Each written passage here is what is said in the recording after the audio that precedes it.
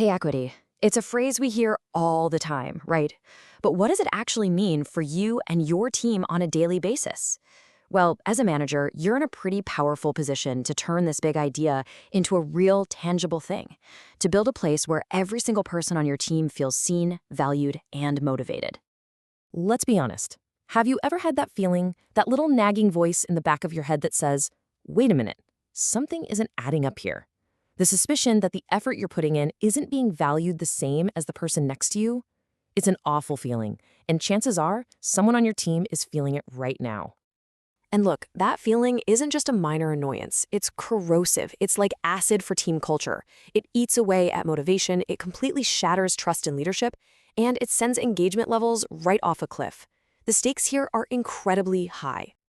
So, to figure out how to fix this, we first need to get to the heart of the problem. Let's dive into this fairness imbalance and really explore why pay feels so deeply personal and what happens when that crucial sense of equilibrium gets thrown out of whack. It really is like a domino effect. It starts when an employee just perceives an imbalance. That perception sparks frustration. That frustration then fuels disengagement. And before you know it, you're at serious risk of losing some of your best people. This isn't just a theory. It's the real, painful cost of inequity. But what's really going on inside our heads when we feel this way? Is it just about the numbers on a paycheck? Well, it turns out there's a powerful psychological principle at play. Let's get into the psychology of pay and the core theory that explains it all. It all comes down to something called equity theory. In a nutshell, we're all constantly doing this little mental calculation, right? We're weighing what we put into our jobs against what we get out of them. And here's the kicker. We are always comparing our own personal ratio to everyone else's around us. So let's break down that mental math. On one side of the scale, you've got your inputs. That's all the hard work, the hours, the skills you bring, the experience you've earned. And on the other side, you've got your outputs. And notice it's not just salary. It's also benefits, recognition, and those all-important opportunities to grow. We're looking at the whole package. Now, when an employee feels that their input-to-output ratio is fair, especially when they glance over at their colleagues, that's the sweet spot. That's when motivation just goes through the roof. They feel respected, they feel valued, and they are driven to do their absolute best work. This is what we're aiming for. But what happens when that scale tips? The second an employee feels like, hey, wait a minute, I'm putting in more than my peer, but I'm getting less in return, their job satisfaction just tanks. This feeling of being treated unfairly is one of the fastest ways to demotivate even your most loyal team members. Okay, so we understand the problem, we get the psychology behind it. Now for the good part, what can we actually do about it? This isn't just theory. Here's a practical 3-step plan, a toolkit you can start using today to advocate for pay equity and build a fairer workplace. This whole plan is built on 3 really powerful pillars. First, setting up clear salary benchmarks. Second, being transparent from the very beginning. And third, conducting regular reviews. Together, these 3 things create a solid foundation for a culture of trust and fairness. Let's break down each one. First up, establish clear salary benchmarks.